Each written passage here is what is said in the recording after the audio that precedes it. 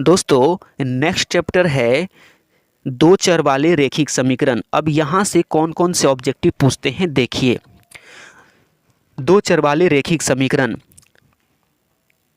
से पॉइंट क्या क्या बनने वाले हैं, तो एक रैखिक समीकरण का घात यानी रैखिक समीकरण का जो घात होता है वो एक होता है। पूछा हुआ प्रश्न है, रैखिक समीकरण का घात एक होता है।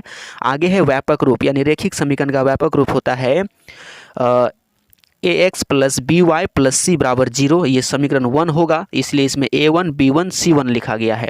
एवं ax plus B Y plus C बराबर 0, ये समीकरण 2 होगा, तो इसमें a2 b2 c2 होगा।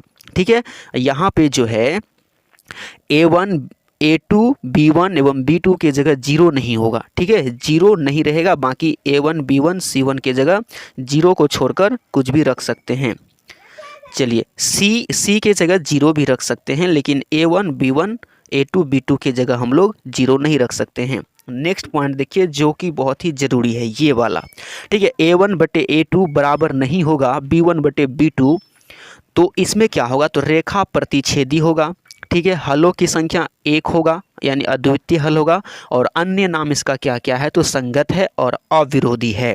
ठीक है, चलिए आपको कोई समीकरण युग्म देगा, दो समीकरण युग्म देगा, जैसे हम देखिए समझा रहे हैं थोड़ा सा। यहाँ पे रहेगा 2x प्लस 3y बराबर 1। ठीक है, उसके बाद 4x माइनस 2y बराबर 2 दिया हुआ है।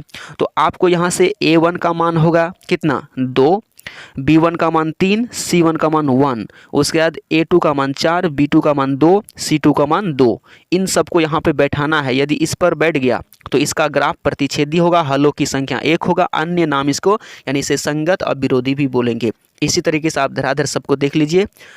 चलिए यहाँ से देखिए a1 बटे a2 बराबर b1 बटे c2 बराबर a1 बटे a2 बराबर b1 बटे b2 और बराबर c1 बटे c2 होने पर क्या होगा, तो देखिए रेखा होगा संपाती, तीनों जब बराबर हो जाए।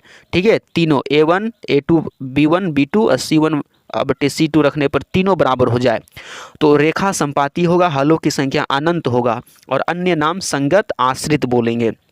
ठीक है, चलिए नेक्स्ट पॉइंट को देख लीजिए। नेक्स्ट है a1 बटे a2 बराबर b1 बटे b2 बराबर c1 बराबर नहीं c1 बटे c2, यहाँ पे बराबर नहीं है।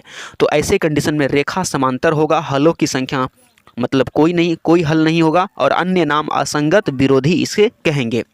और एक पॉइंट याद रखिएगा, रैखिक समीकरण युग्म को हल करने की मुख्य 3 बीजगणितीय विधि है। रैखिक समीकरण युग्म को हल करने की मुख्य 3 बीजगणितीय विधि है। बीजगणितीय विधि 3 है, प्रतिस्थापन, विलोपन और वर्ज गुणन, यही 3 विधि है। बाकी ग्राफ बीजगणितीय विधि नहीं है। चलिए